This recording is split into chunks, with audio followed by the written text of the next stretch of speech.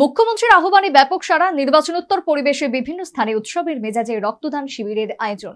মানবতার সবথেকে বড় দৃষ্টান্ত রক্তদান, বক্তা মুখ্যমন্ত্রী মানিক সাহা। 12 মে আন্তর্জাতিক মাতৃ দিবস। গোটা বিশ্ব দেশের পাশাপাশি রাজ্যেও দিনটি যথাযোগ্য মর্যাদায় উদযাপিত। এই বিশেষ দিনে আড়ালিয়াস্থিত প্রজাপিতা ব্রহ্মাকুমারী ঈশ্বরীয় বিশ্ববিদ্যালয়ের জ্ঞানোদয় ভবনে রক্তদান শিবির অনুষ্ঠিত। কার্যত নির্বাচনোত্তর বর্তমান পরিস্থিতিতে রাজ্যের ব্লাড ব্যাঙ্কগুলিতে রক্ত সংকট চলছে। এই সংকটজনক পরিস্থিতিতে আপামর রাজ্যবাসীকে রক্তদানে এগিয়ে আসার আহ্বান জানিয়েছেন মুখ্যমন্ত্রী মানিক সাহা।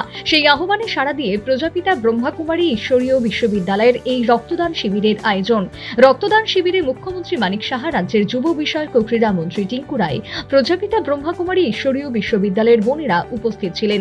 অন্যান্য অতিথিদের সঙ্গে নিয়ে মুখ্যমন্ত্রী মানিক সাহা প্রদীপ জ্বালিয়ে রক্তদান শিবিরের আনুষ্ঠানিক উদ্বোধন করেন। মানবতার সবথেকে বড় দৃষ্টান্ত রক্তদান। ঠিক এভাবেই রক্তদানের ব্যাপারে নিজ বক্তব্যে উপস্থিত সাধারণকে উৎসাহিত করলেন মুখ্যমন্ত্রী মানিক সাহা।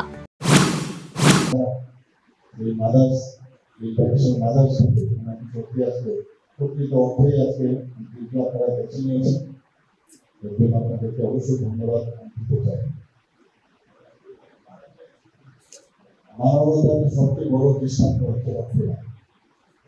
এর থেকে বড় আর কিছু হতেই পারে না। আর ভগবানের যে সবকিছু তুমি আবিষ্কার করতে পারো, কিন্তু আমার কাছে ট্রেজার আমার হাতে থাকে। মানে সব তোমাকে দেখো না, আমাকে স্মরণ করার জন্য যে আমরা সবাই আমরা আলাদা কেউ না, তার জন্য ওই রক্তটা আমরা হাতে রেখে দিয়েছি। আমরা জানি যে প্রতিটা যে ভগবান পৃথিবীর মানুষের মধ্যে লিপ্ত হয়। আমরা অনেক সময় বিদ্বেষ, হানাহানি এসব নিয়ে থাকি। গার্হস্থ্য সমস্যা, পারিবারিক সমস্যা, বাড়ির সীমানা নিয়ে সমস্যা। এদিনের এই রক্তদান শিবিরে প্রজাপিতা ব্রহ্মকুমারী ঈশ্বরীয় বিশ্ববিদ্যালয়ের বোন ও ভাইরা স্বেচ্ছায় রক্তদান করেন।